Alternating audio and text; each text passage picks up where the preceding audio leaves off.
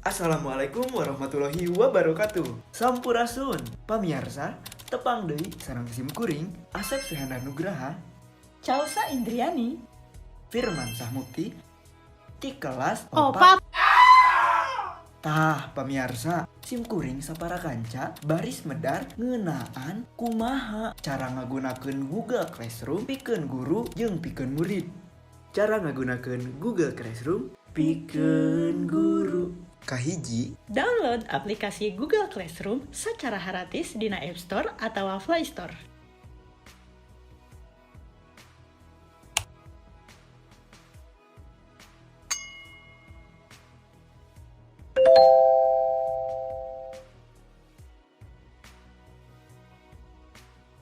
kadua, Buka aplikasi Google Classroom, terus pencet tanda tambah anu warna biru.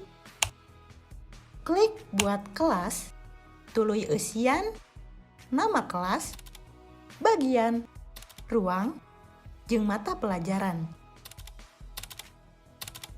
Tuluy klik buat.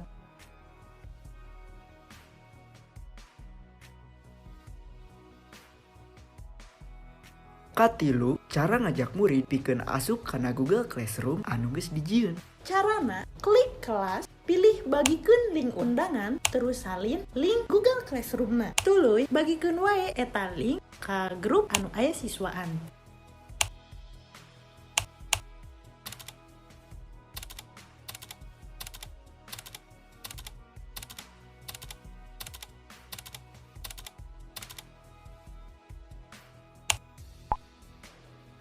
Kaopat, cara ngupload materi ke Google Classroom. Carana, klik kelas, pilih tugas kelas, klik materi, tuluy asupkeun judul materi, deskripsi, jeung tambahkeun lampiranana.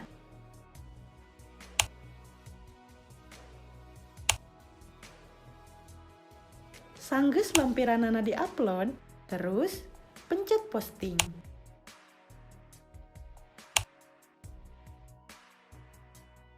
Kalima, cara mere tugas. Carana, pencet kelas, pilih tugas kelas, klik tugas, tuluy asupkeun judul tugas, deskripsi, jeung batas waktu pengerjaanana. Geus kitu, klik tugaskan. Kagenep, cara mariksa pancen anu geus dikumpulkeun. Carana, pilih tugas baru, sisindiran, klik ngaran siswa, pariksa pancena, tuluy bere nilai. Sanggeus dibere nilai, klik kembalikan. Cara ngagunakeun Google Classroom pikeun siswa. Sanggeus meunang link atau kode kelas, asup ke aplikasi Google Classroom, terus asupkeun kode kelasna. Geus kitu, pilih gabung.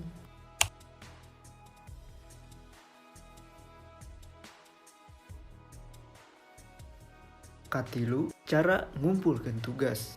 Carana, klik postingan guru, pilih tambah atau buat, tuluy asupkeun file tugasna.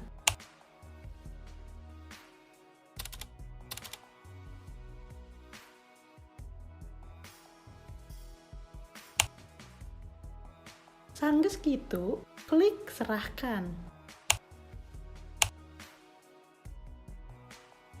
Tah pamirsa, sakitu pedaran ti kelompok 7. Atur nuhun kana perhatosanana, mugia manfaat. Wassalamualaikum warahmatullahi wabarakatuh.